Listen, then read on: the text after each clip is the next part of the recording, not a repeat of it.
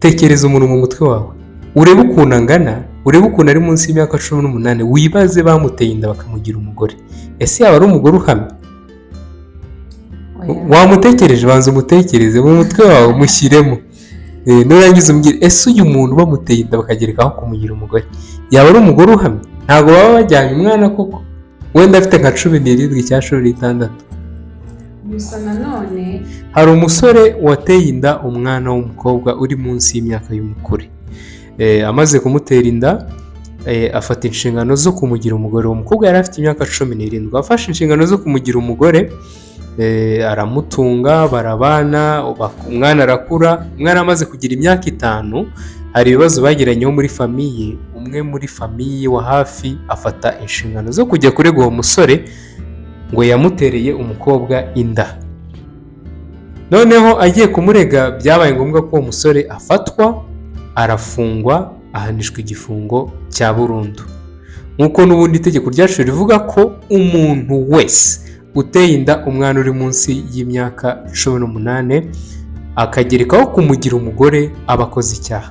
Iyo abihamijwe n'urukiko ahanishwa igifungo cya burundu kidashobora kugabanywa kubera impamvu nyoroshya. Ndetse nk'uko nabivuze haruguru, wa wundi wamuteye inda akamujugunya akavuga ngo uyu muntu sinabana nawe, agahita agenda kuko yamurushije ubwenge akamufatirana, uwo nguwo we ashobora guhanishwa igifungo cy'imyaka 20 kugeza ku myaka 25. Nakumenyesha, niba uri mushya kuri YouTube channel, niba ari gukigeraho, ndagusaba gukanda subscribe kugira ngo ujye ubana natwe mu biganiro. Mwiriwe neza, reka nongere mbashimire mwe mwahisemo kubana natwe kuri YouTube channel Amategeko muri Sosiyete. Uyu munsi nkaba nabazaniye umutumirwa muri iki kiganiro cy'uyu munsi, nkaba nabateguriye insanganyamatsiko nziza ndetse irimo ibintu byinshi abantu benshi bibaza ndetse bashobora kwigiraho. Uyu munsi nkaba nabazaniye umutumirwa witwa Yabibwira. murakoze. Amazina yanjye ni Gatego Manzi Amélie Jessica. Akaba ari umutumirwa w'uyu munsi. Ngewe uri kubahereza ikiganiro nk'uko bamaze kubimenyera. Amazina yanjye ni Alvis Cyubahiro, nkaba ndi umunyamategeko.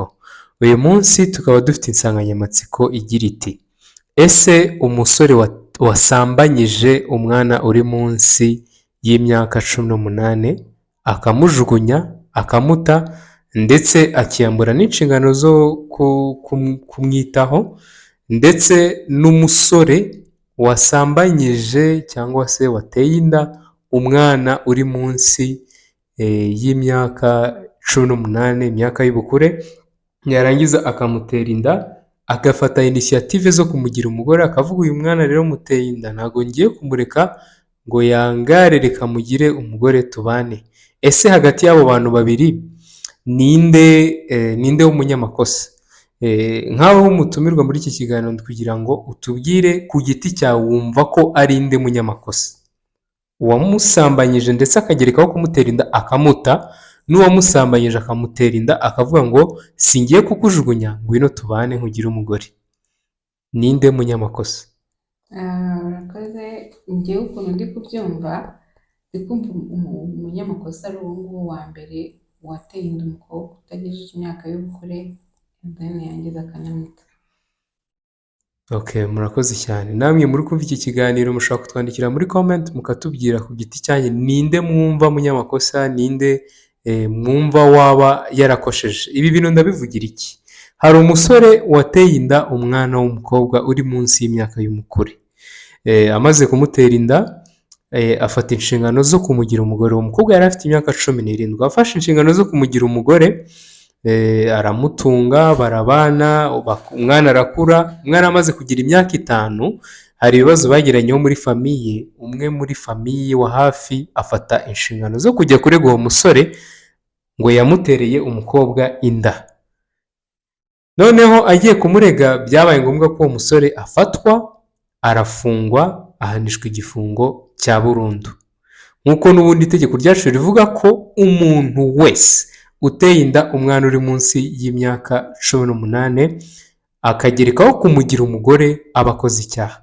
Iyo abihamijwe n'urukiko ahanishwa igifungo cya burundu kidashobora kugabanywa kubera impamvu nyoroshya ndetse nk'uko nabivuze haruguru, wa wundi wamuteye inda akaba yafata inshingano zo wa wundi wamuteye inda akamujugunya akavuga ngo uyu muntu sinabana nawe, agahita agenda kuko yamurushije ubwenge akamufatirana, uwo nguwo we ashobora guhanishwa igifungo cy'imyaka 20 kugeza ku myaka 25. Murumva bamaze gukatira uwo muntu burundu idashobora kugabanya kubw'impamvu nyoroshya byabaye ngombwa ko afungwa. Wa mwana yari amaze gukura kandi uwo muntu niwe wari ufite inshingano zo gukomeza kureberera uwo mwana amufasha mu mibereho y'ubuzima bwa buri munsi, ariko finally nyuma yaho biza kurangira bidakomeje kuko n'ubundi byumvikana ko yari yamaze gufungwa.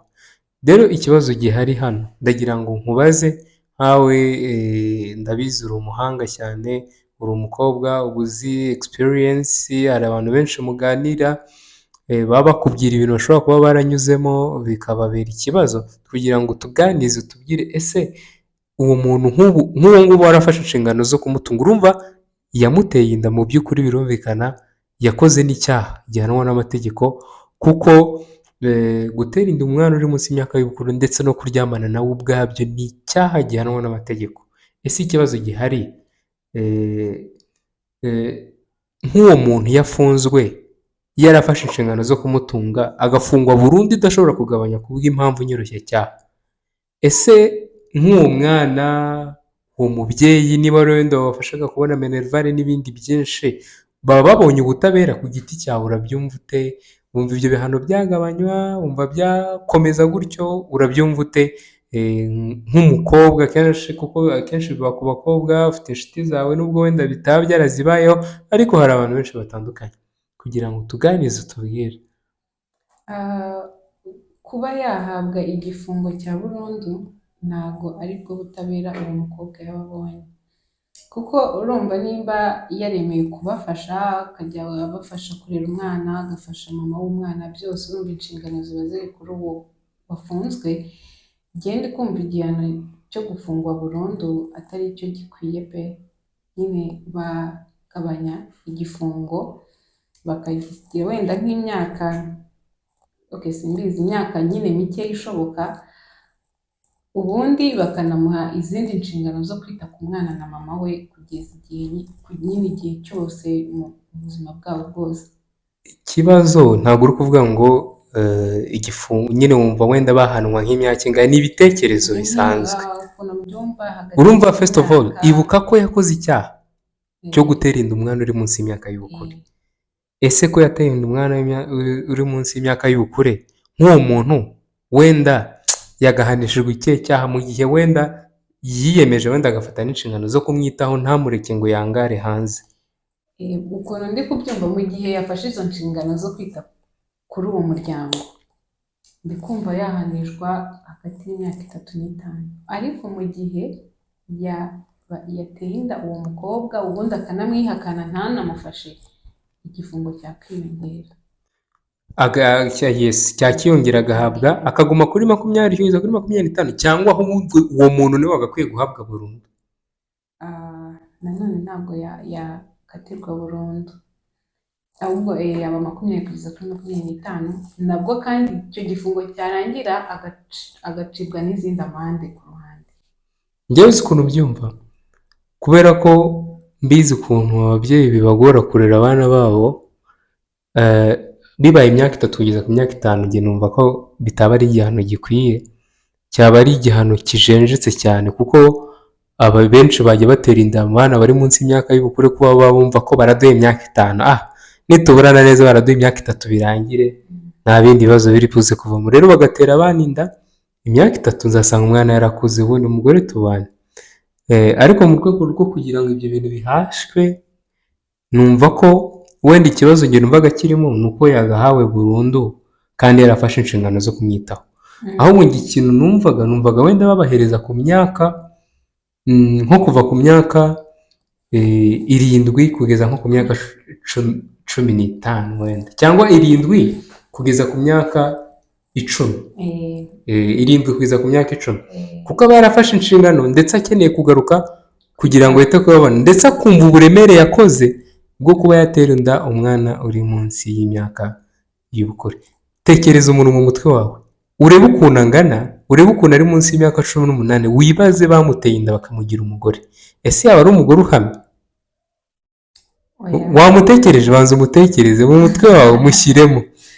Nurangiza umbwire, ese uyu muntu bamuteye inda bakagerekaho kumugira umugore, yaba ari umugore uhamye? Ntabwo baba bajyanye umwana koko, wenda afite nka 17 cyangwa 16.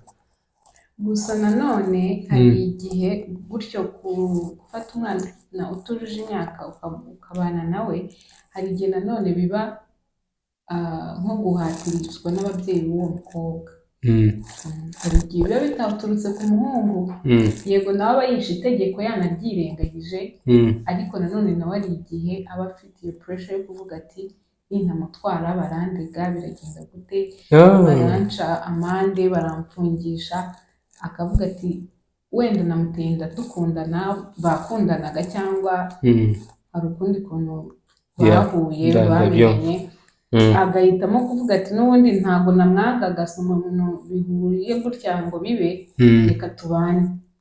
Okay, de facto ngiye ukuntu mbyumva, nk'abashinga amategeko bacu badukorera igikorwa cyo kudushyiraho amategeko, numvaga ikintu cyiza badukorera